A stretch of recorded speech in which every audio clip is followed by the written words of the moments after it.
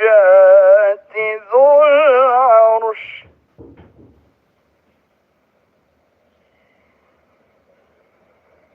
يلقي الروح من أمره على من يشاء من عباده لينذر يوم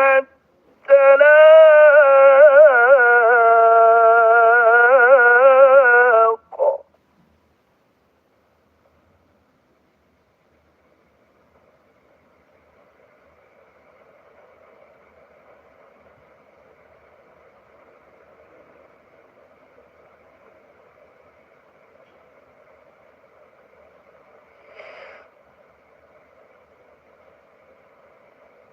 يوم هم بارزون لا يخفى على الله منهم شيء لمن الملك اليوم لله الواحد القهار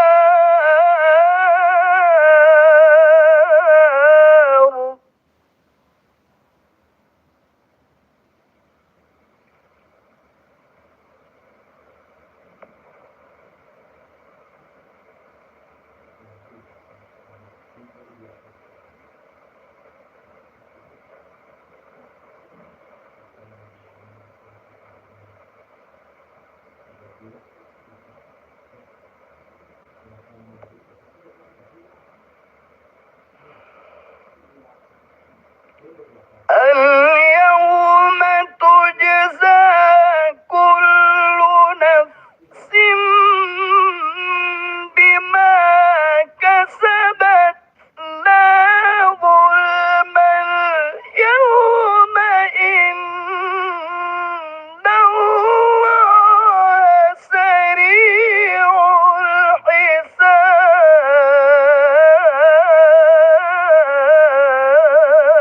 الحساب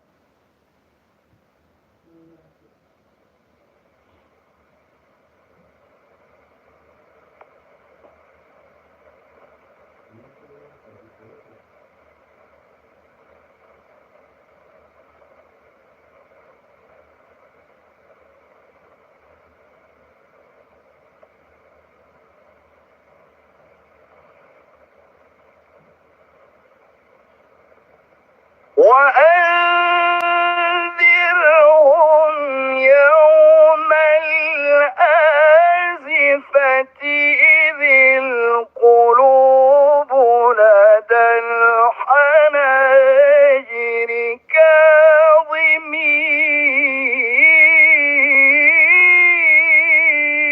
كاظمين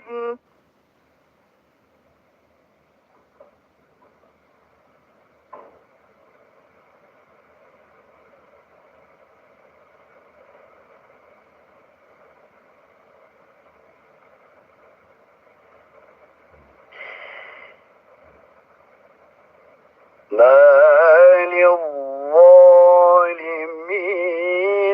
من حميم ولا شفيع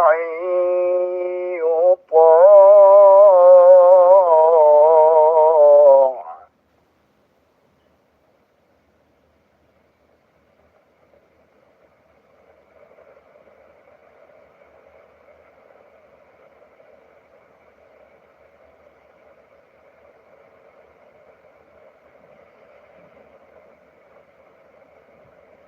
يعلم خائنة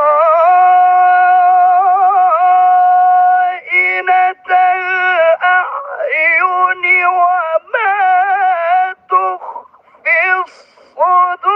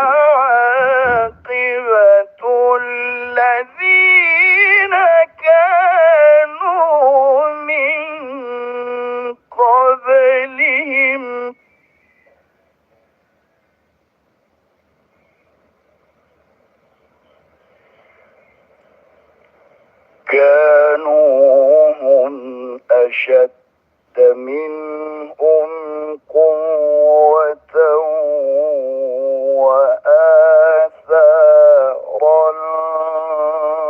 في الأرض فأخذهم الله بذنوبهم.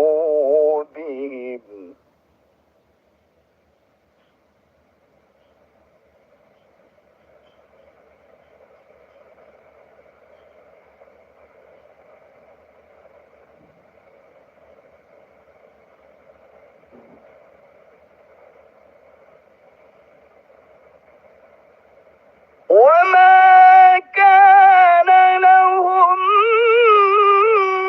من الله من واق.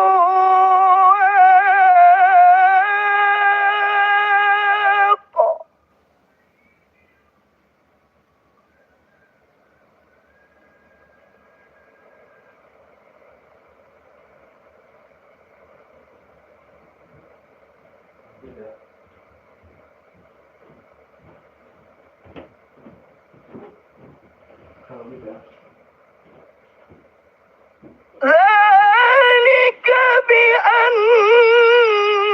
بأنهم كانت تأتيهم رسلهم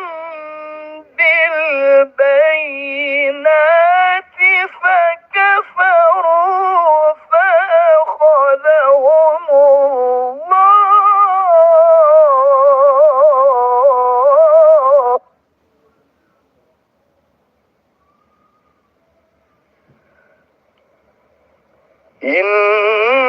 إنه قوي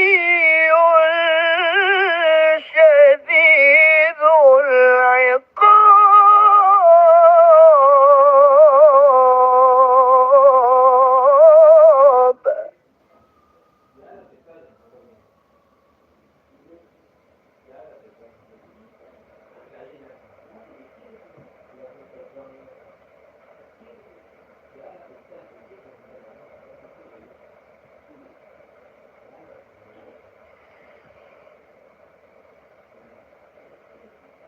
ولقد أرسلنا موسى بآياتنا وسلطان مبين إلى فرعون وهامان وقارون فقالوا ساحر كذاب.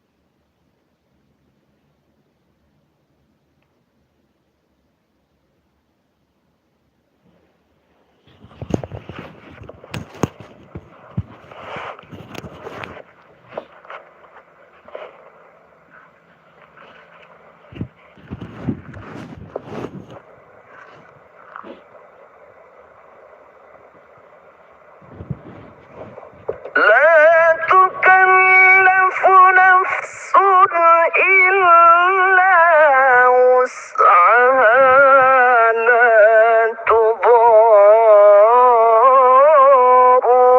والدة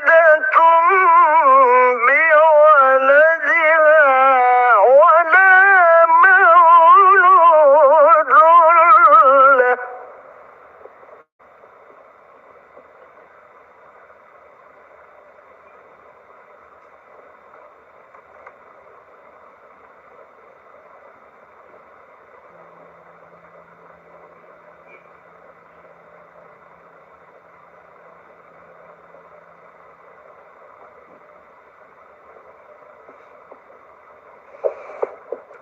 لا تضار والدة بولدها ولا مولود له بولده وعلى الوارث مثل ذلك.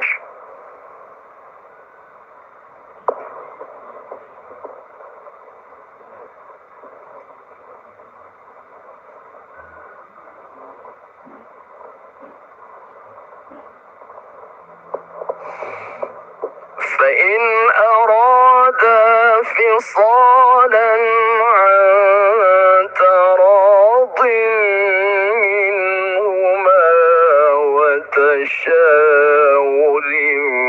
فلا جناح عليهما.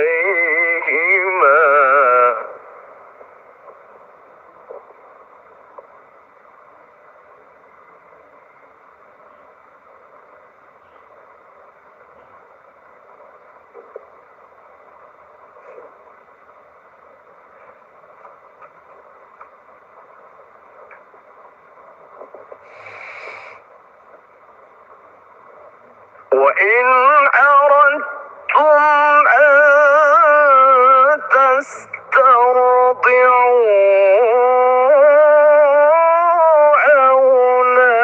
أولادكم فلا جناح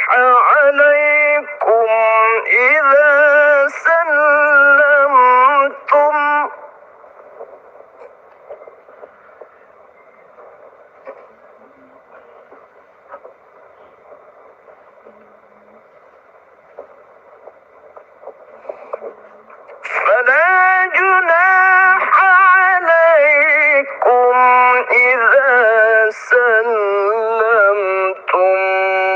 ما آتيتم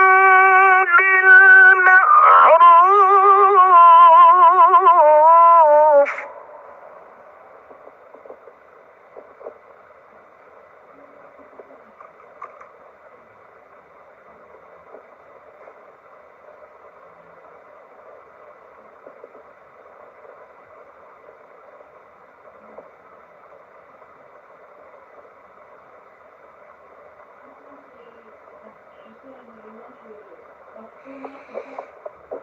واتقوا الله واعلموا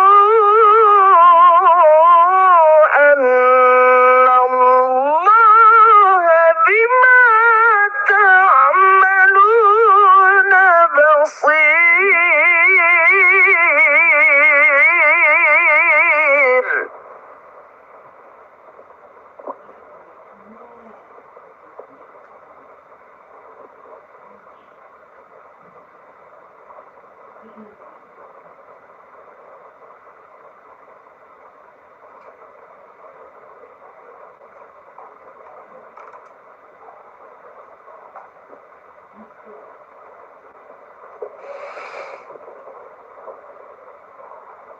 والذين يتوفون منكم ويذرون أزواجا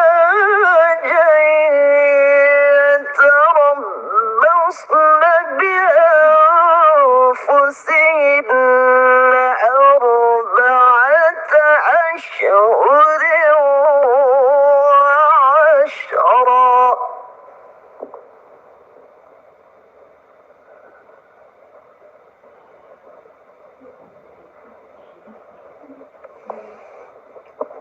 فإذا بلغن أجلهن فلا جناح عليكم فيما فعلن في أنفسهن بالمعروف.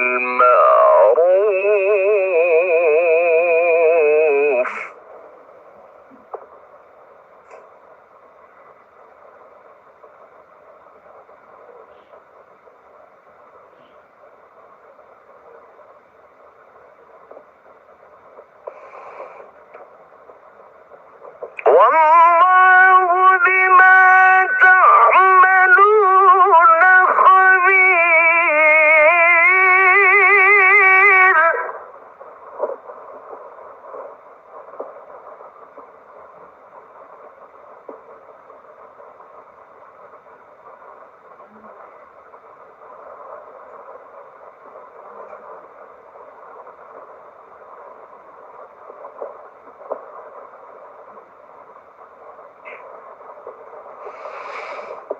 ولا جناح عليكم فيما عرضتم به من خطبة النساء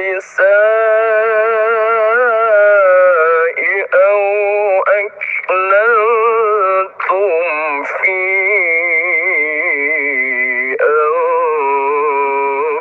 أنفسكم.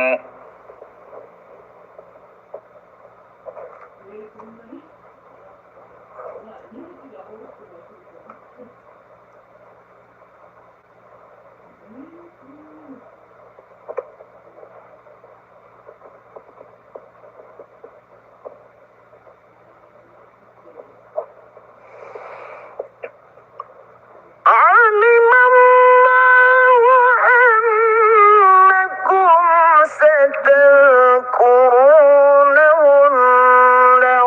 ولكن لا تواعدوهن سرا إلا أن تقولوا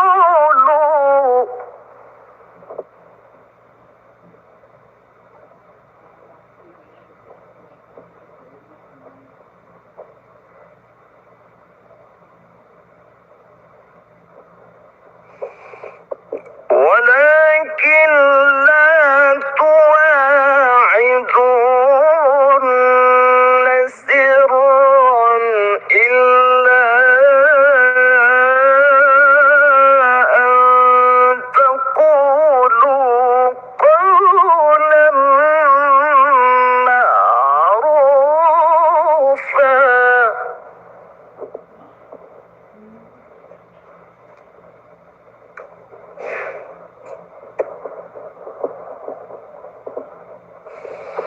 ولا تعزموا عقدة النكاح حتى يبلغ الكتاب أجله.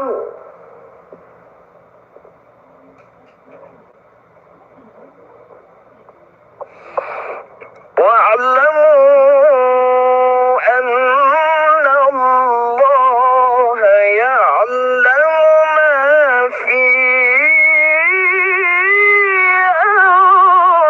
أنفسكم فاحذروه.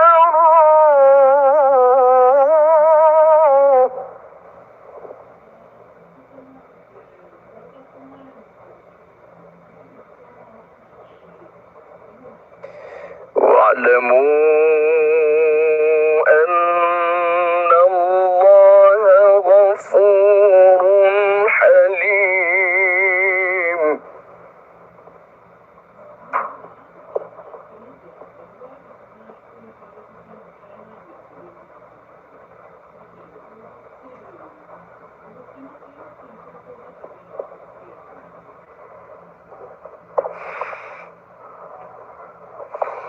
لا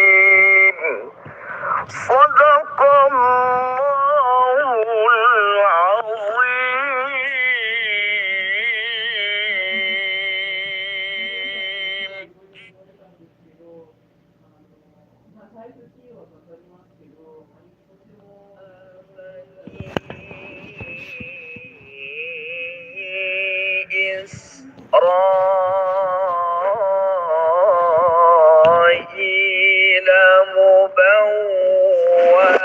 صدق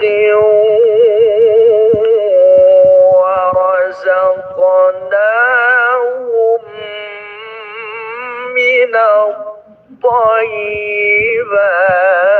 الطيبات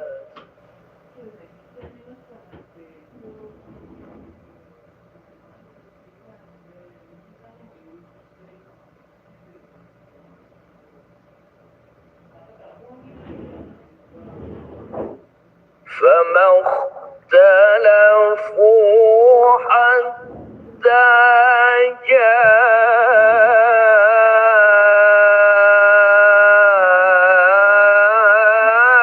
جاءهم العلم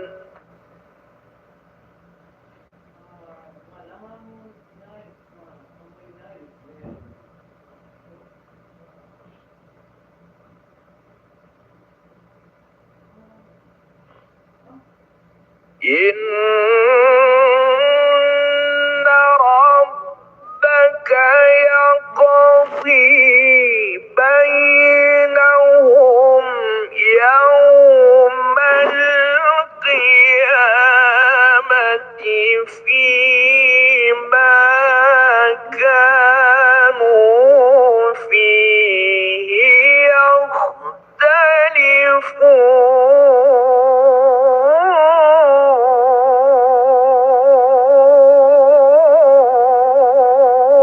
يختلفون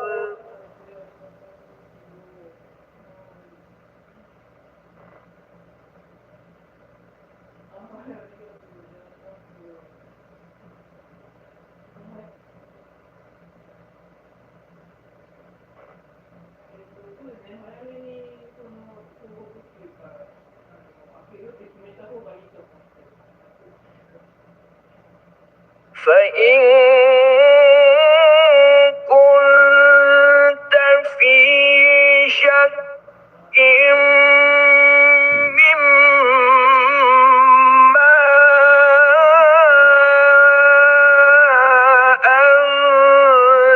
أنزلنا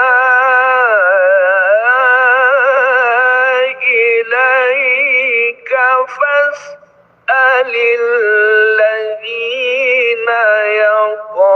يقرؤون الكتاب من قبلك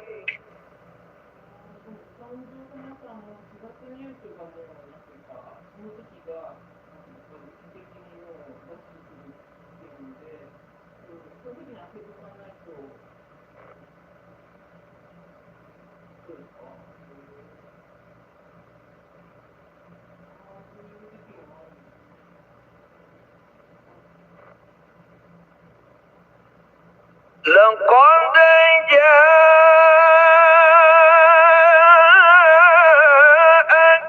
الحق من ربك فلا تكونن من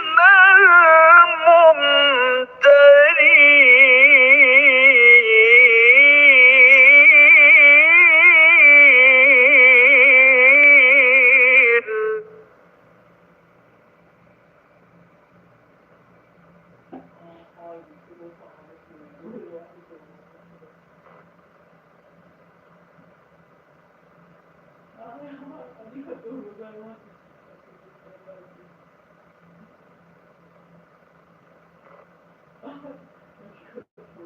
ولا تكونن من الذين كذبوا بآيات الله فتكون من الخاسرين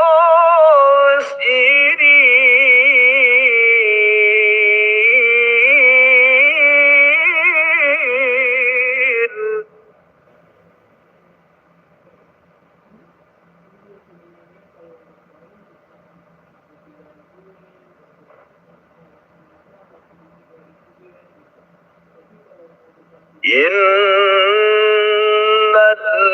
الذين حقت عليهم كلمة ربك لا يؤمنون.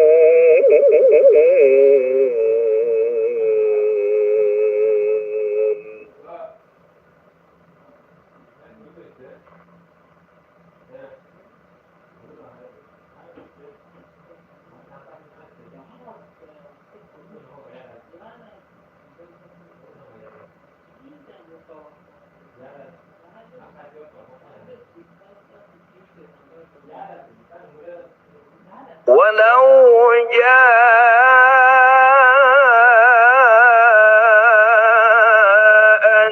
جاءتهم كل آية حتى يروا العذاب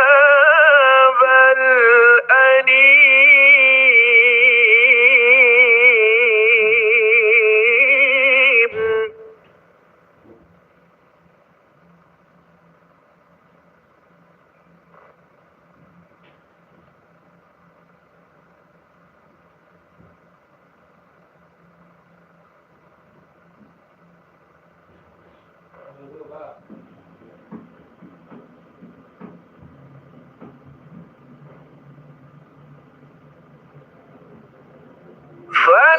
فلولا كانت قرية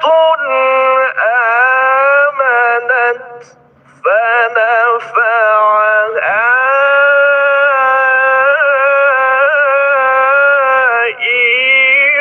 إيمانها إلا قوم يونس.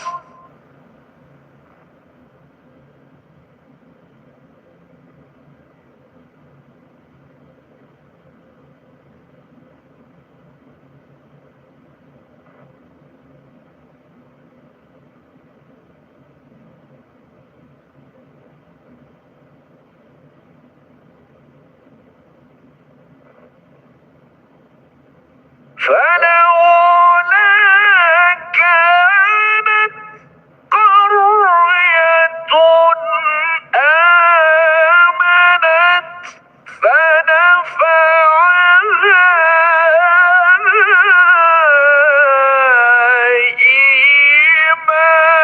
إيمانها إلا قوم يونس.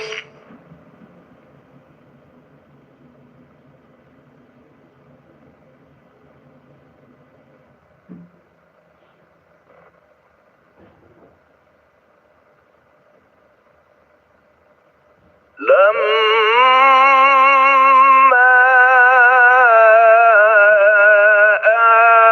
آمنوا كشفنا عنهم عذاب الخزي في الحياة الدنيا ومتعناهم إلى حين.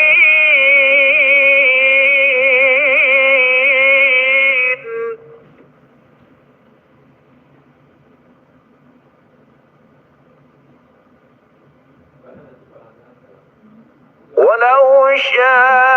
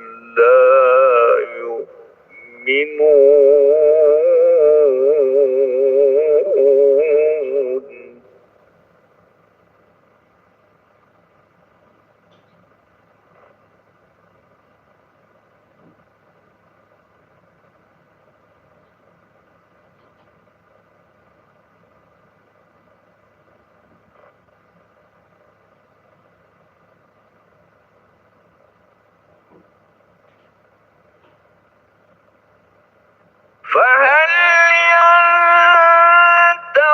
ينتظرون إلا مثل أيام الذين خلوا من قبلهم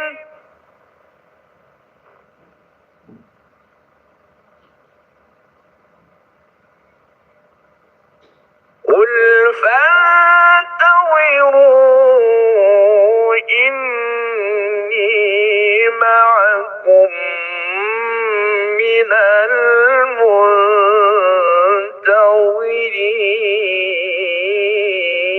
المنتظرين صدق الله العظيم.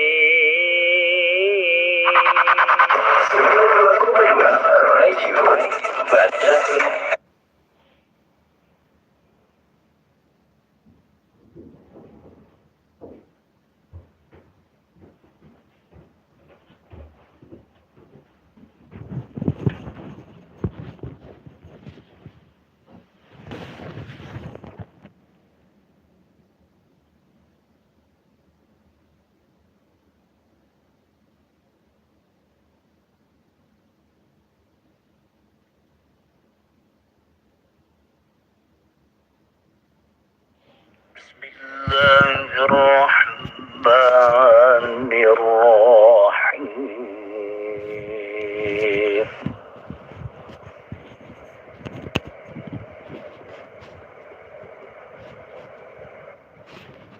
لن تنالوا البر حتى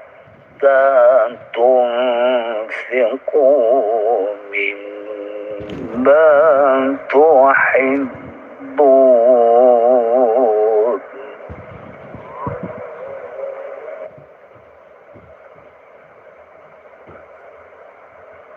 وما تنفقوا من شيء فإن الله به عليم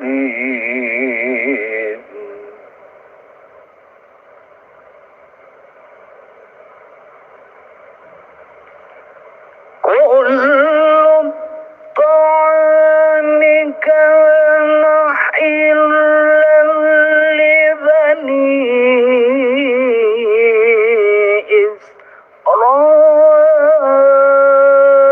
إسرائيل إلا ما حرم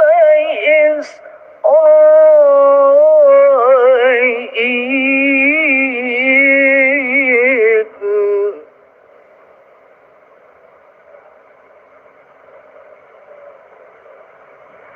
إلا ما حرم إسرائيل على نفسه من قبل أن تنزل التوراة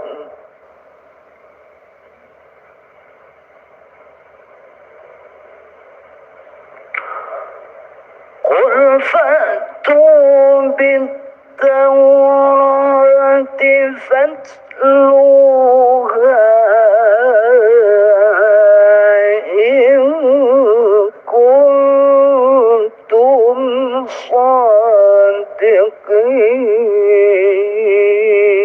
صادقين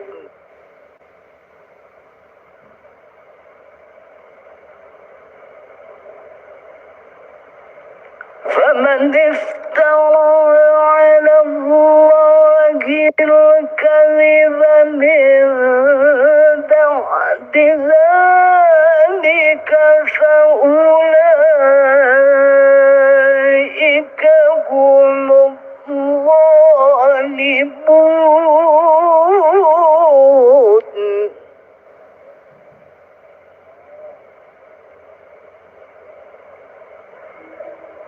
قل صدق الله فاتبعوا ملة إبراهيم حنيفا فإن توليتم فما سألتكم من أجر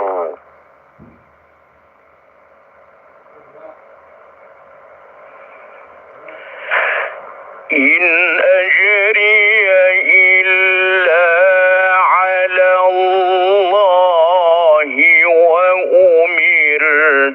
أن أكون من المسلمين.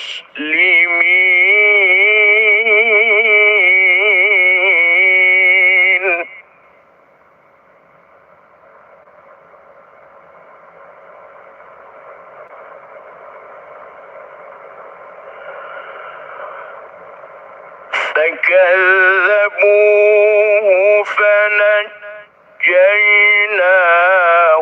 ومن معه في الفلك وجعلناهم خلائف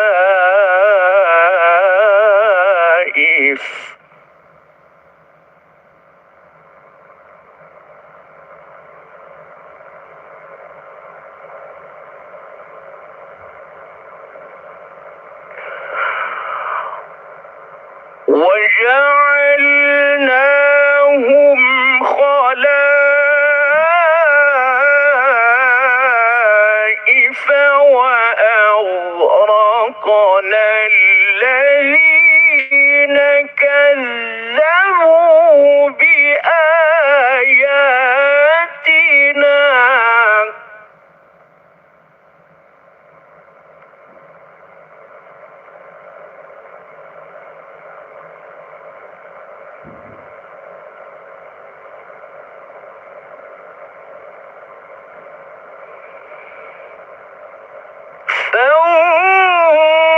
فانظر كيف كان عاقبة المنذرين.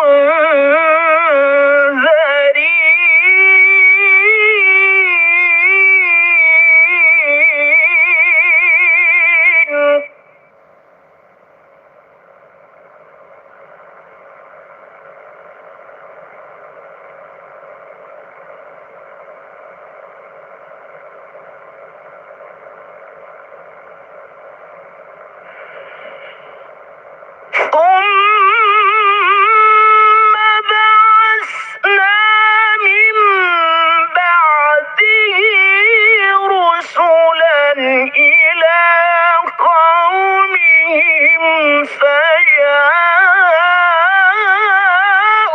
فجاءوهم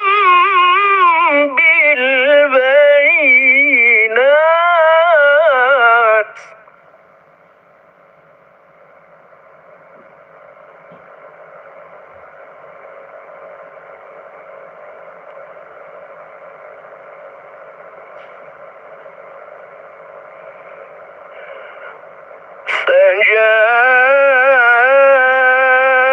فجاءوهم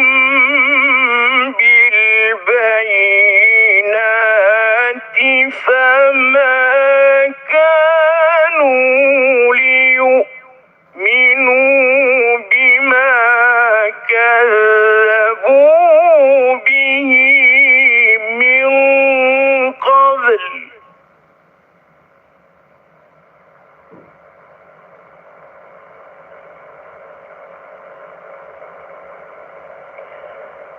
كذلك كذلك نطبع على قلوب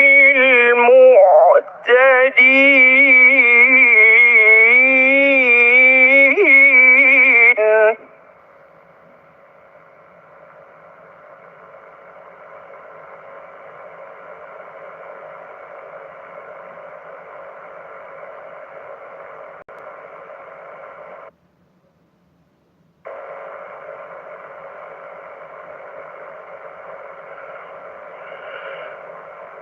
ثم بعثنا من بعدهم موسى وهارون إلى فرعون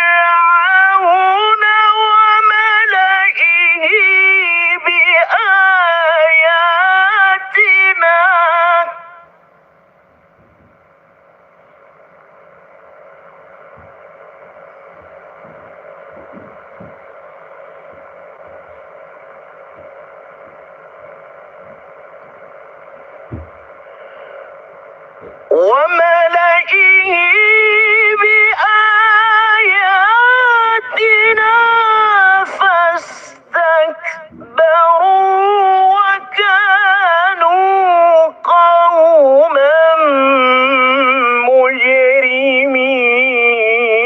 مجرمين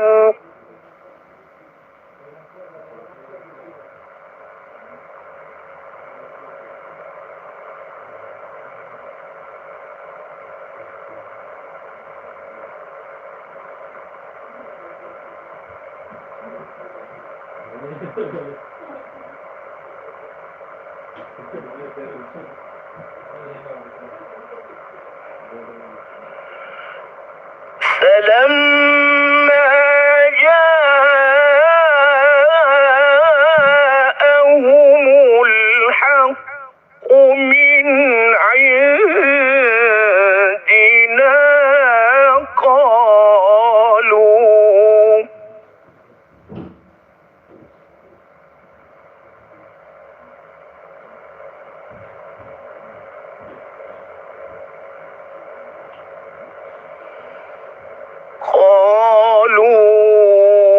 قالوا إن هذا لسحر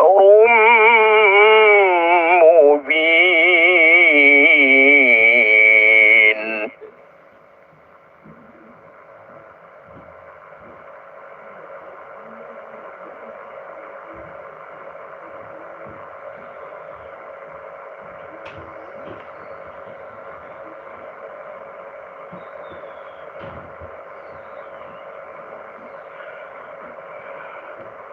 قال موسى أتقولون للحق لما جاءكم أسحر هذا ولا يفلح الساحرون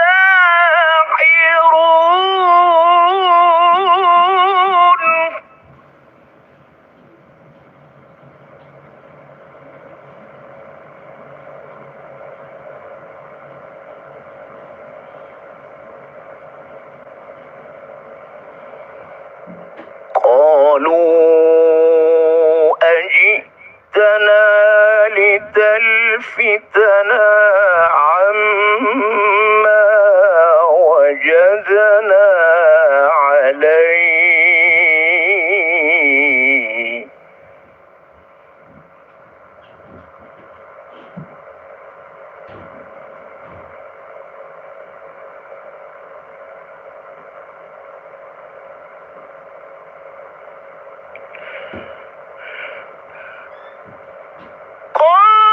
قالوا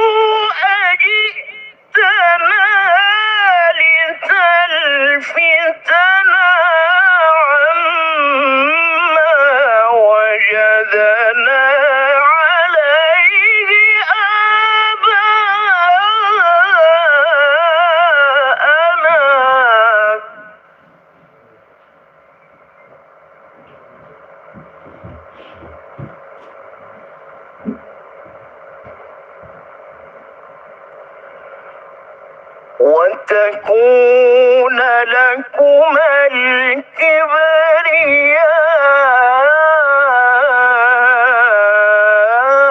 في الأرض وما نحن لكما بمؤمنين.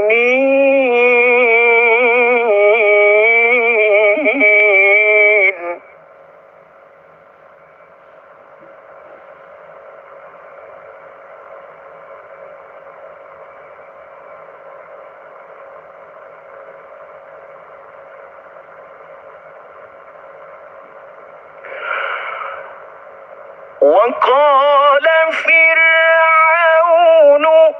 ائتوني بكل ساحر عليم.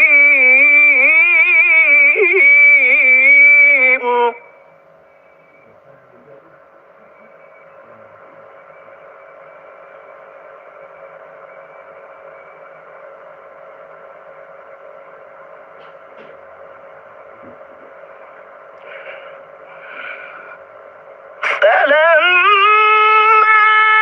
جاء السحرة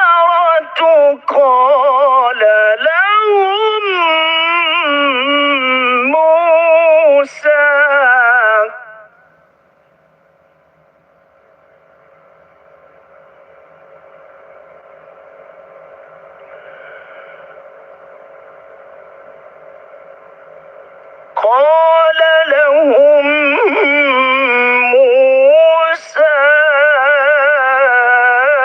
ألقوا ما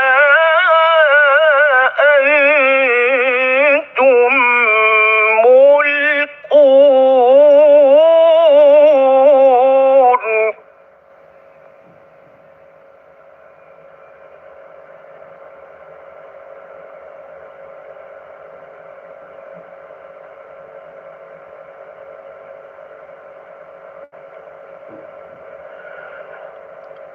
فلما ألقوا قال موسى ما جئتم به السحر إن الله سيبطله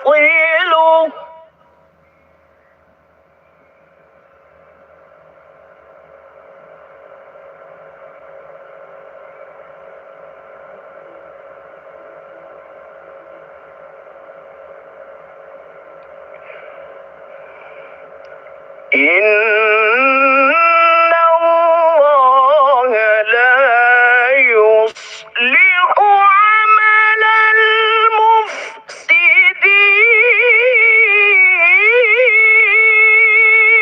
المفسدين.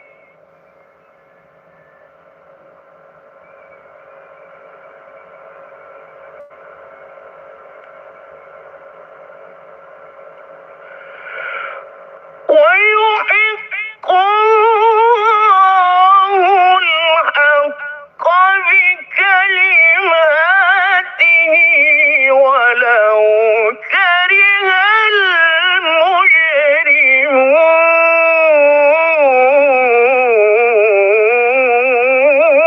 المجرمون.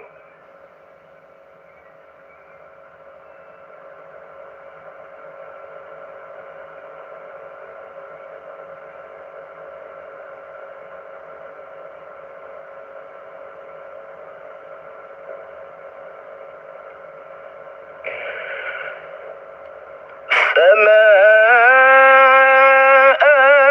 آمن لموسى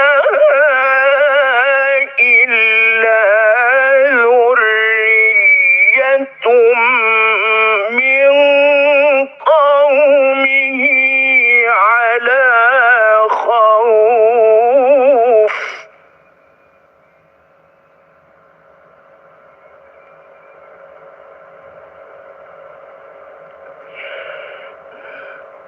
إلا ذرية من قومه على خوف من فرعون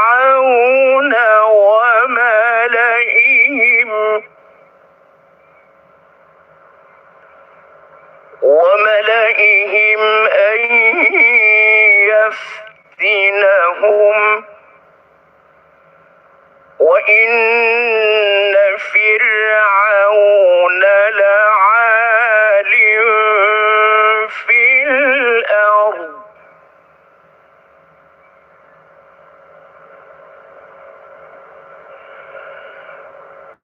وإن فرعون لعال في الأرض وإنه لمن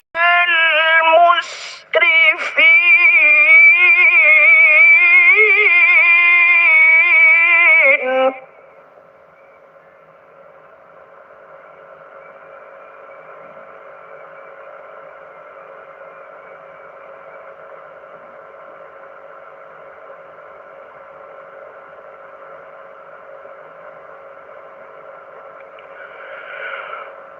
وقال موسى يا قوم إن كنتم آمنتم بالله فعليه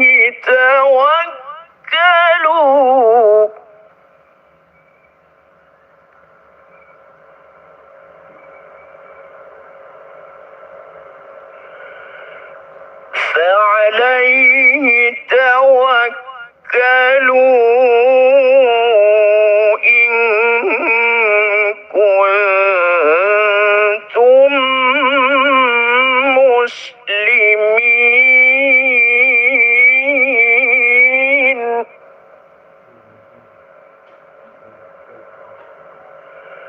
فقالوا على الله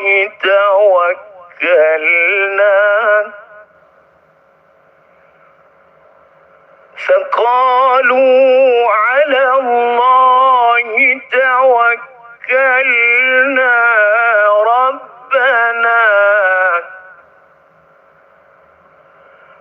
ربنا لا تجعلنا فتنة للقوم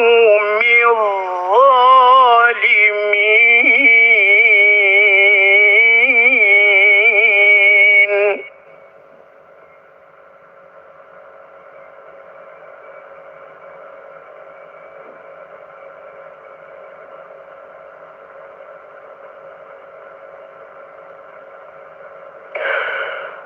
ونجنا برحمتك من القوم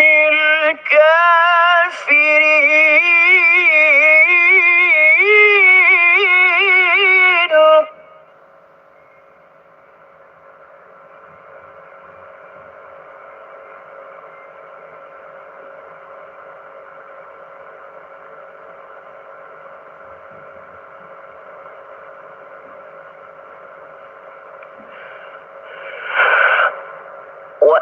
وأوحينا إلى موسى وأخيه أن تبوأ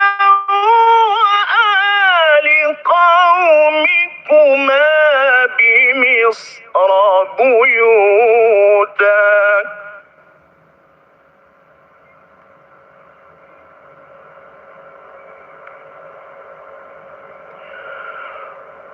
واجعلوا بيوتكم قبلة وأقيموا الصلاة وبشر المؤمنين.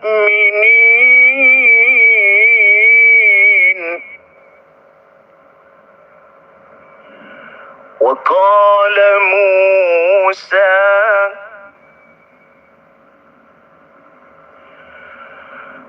ربنا إنك آتيت فرعون وملأه زينة وأموالا في الحياة الدنيا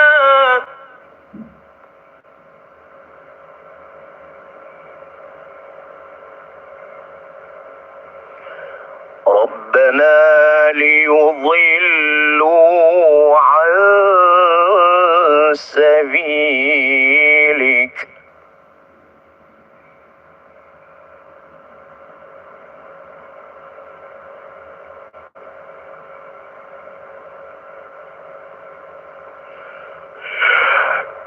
ربنا طمس على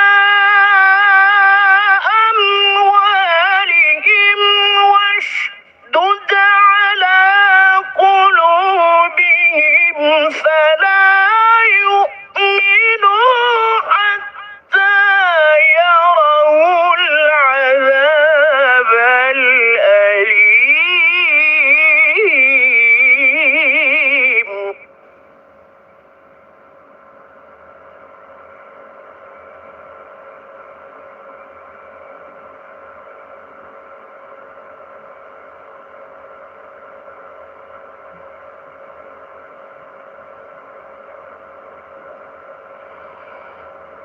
قال قد أجيبت دعوتكما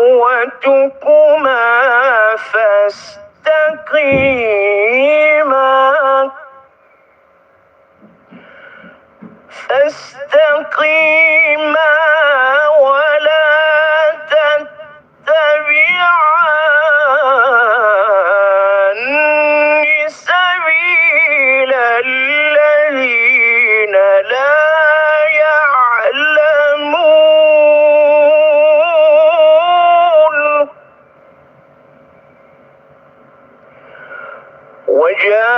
وجاوزنا ببني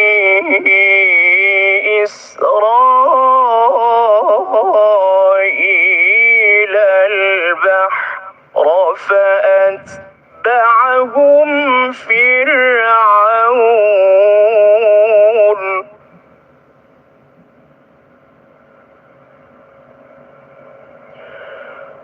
فأتبعهم فرعون وجنوده بغيا وعدوا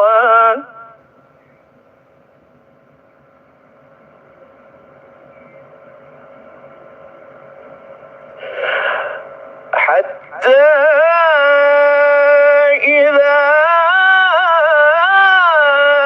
أدركه الغرق قال آمنت أنه لا إله إلا الذي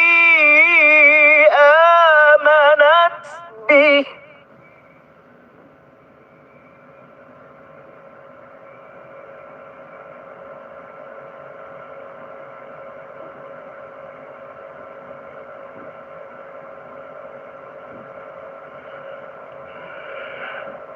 قال آمنت أنه لا إله إلا الذي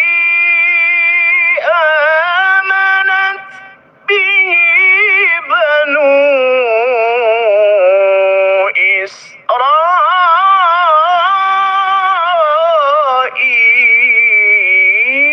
إسرائيل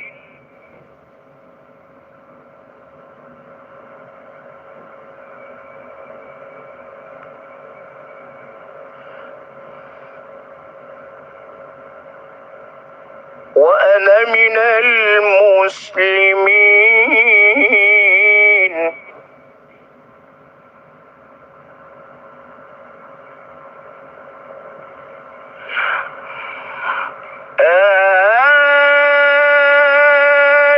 الآن وقد عصيت قبل وكنت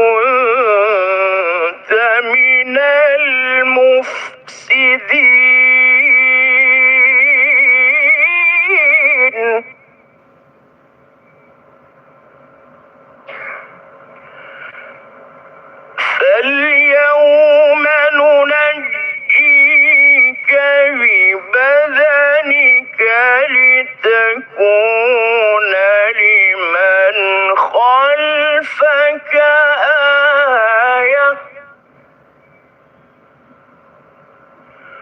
وإن كثيرا من الناس عن آياتنا لغافلون.